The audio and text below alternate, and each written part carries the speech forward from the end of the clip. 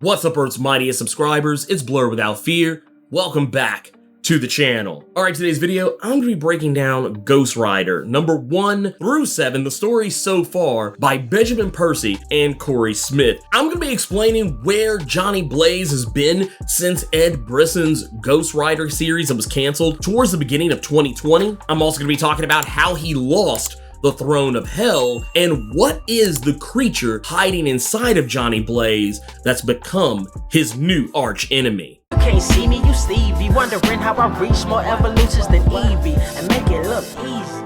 Okay, so what has been up with Johnny Blaze? Last time we saw Johnny Blaze, he was the king of hell. He had dethroned Mephisto as its ruler, and we all know what Mephisto has been up to lately. He has been cutting a swath across the multiverse, bringing together every Mephisto across all of the realities and creating his own council of Mephistos to try and take over the entire multiverse, metaverse, and whatever else exists in between that. But we never really knew what was up with Johnny Blaze. He's just been MIA. The only Ghost Rider we've really been seeing as of late with any regularity is Robbie Reyes, which I'm perfectly fine with that. But Johnny Blaze has just been mysteriously gone, and for a guy that was the king of hell, it seems kind of odd for a king to just mysteriously be misplaced, like he's a set of car keys or something, or your cell phone while you're holding it next to your head and you're still looking for it. It's one of those things that seem kind of odd. But for those that don't know, he's been trapped in a place called Hayden Falls, a sort of perfect world for him where every person he ever loved or cared about, most of which are all dead, are alive and well, and he no longer possesses the power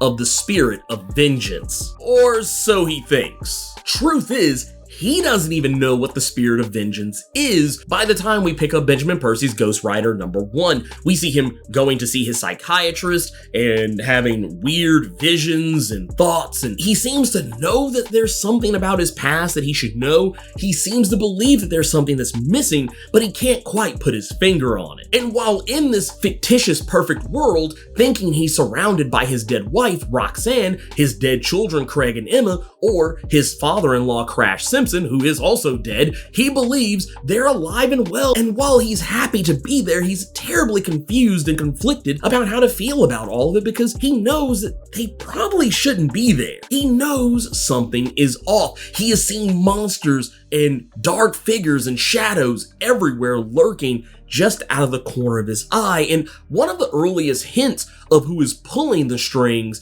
is the first time he sees the shadow of Blackheart in a pharmacy mirror in Ghost Rider number 1. But at the time, it's one of those things where if you're not as familiar with Ghost Rider and his villains and the types of enemies that he faces off with, honestly, even for myself, it actually took me a few moments to realize that that was Blackheart. It wasn't really until they almost were ready to reveal that it was Blackheart that I started thinking, I was like, this really reeks of Blackheart. And for those who are not familiar with the character, Blackheart is the son of Mephisto. Blackheart is upset with Johnny Blaze because he got the Throne of Hell from Mephisto, and while Mephisto didn't give it to him willingly, Johnny took it from him. Blackheart believes that the Throne of Hell was supposed to be his. He was supposed to be the next in line to become the ruler of Hell, and with Mephisto being busy elsewhere trying to do far grander things, this was Blackheart's time to shine, and it was stolen from him. So he figures the only way to get Johnny Blaze and the Ghost Rider out of the way so that he can take over Hell is to remove the Ghost Rider, the spirit of vengeance, from the equation, because without it, Johnny's just a dude. There's not really a whole lot that he can do to someone like Blackheart if he doesn't have the power of the spirit of vengeance backing him up. So what Blackheart did is that he waited for a moment for Johnny to be vulnerable, and it was when he was sleeping. He went to Johnny into his dreams, manipulated them in such a way to make Johnny believe that his dead wife Roxanne was laying next to him and promising him that she would come back to him if only he gave up the power of the Ghost Rider. Basically having him sell his soul in a certain manner of speaking. Yet again, for those unfamiliar with the Ghost Rider, Johnny Blaze got the spirit of vengeance when he sold his soul to Mephisto. The very same deal that he made that saved his adopted father and later father-in-law, Crash Simpson's, life when he was dying of cancer. So yeah, in a way, Johnny made another deal, only this time, instead of gaining the spirit of vengeance, Zarathos, he is losing the spirit of vengeance. Blackheart has taken it away from him, or at the very least, caused a rift between them.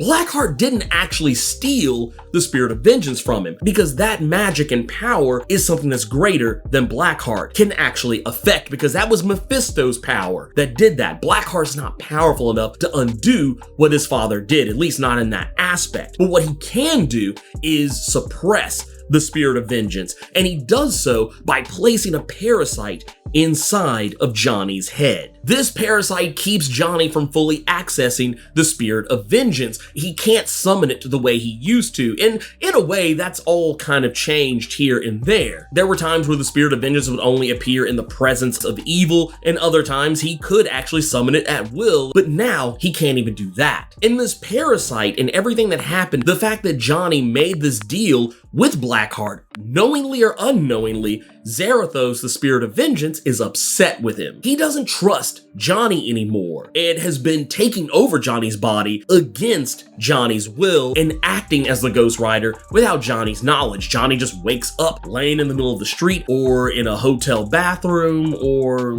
somewhere else, face down in his own shame, only to learn that he's somewhere nowhere near where he originally was. And the spirit of vengeance occasionally leaving him cryptic messages. It wouldn't be until Ghost Rider number 5 where the spirit of vengeance would actually tell Johnny where he needs to be, and Ghost Rider baits him into going to Hell's Backbone, a sort of Hell's Highway, if you will, to enter into a race where he's surrounded by some of Marvel's most famous faces, people like Dr. Doom, Black Widow, Blade, Moon Knight, Rhino, Spider-Man villain Rhino, now who I guess technically is more of a reformed villain, is involved in this. We also see characters like Dracula, Elsa Bloodstone, Man-Thing. We see Elektra in her Daredevil costume. And last but not least, we also see Wolverine. And the whole point of this rally is that whoever can ride Hell's Backbone and get to the finish line can have an audience with the devil himself and ask him for whatever they wish. Now, the reason why various and sundry characters like Doom, Kraven, Bullseye, and Black Widow, and Moon Knight, why would they all be there? There is any number of reasons as to why they could have potentially been there, and we haven't really been given a clear answer as to that in any of their comics or the other comics that they appear in yet. But the reason why Johnny is there is because he's trying to get answers about what's going on with him and the spirit of vengeance. But in the end, it's actually Wolverine who's the one who helps Johnny get the parasite out of his body and even help Johnny mend the fences between himself and Zarathos. With the parasite out of Johnny's body, what happens next is that a new arch enemy is created, because whatever this thing was, it actually has a mind of its own, and it being part of Johnny for as long as it was, it's basically become a dark version of Johnny Blaze. This parasite crawls into another human host, and when it dies, a new being emerges known as Exhaust. Now, I will definitely come out and say that I think that Exhaust is a pretty dumb name for a supervillain, especially in this day and age.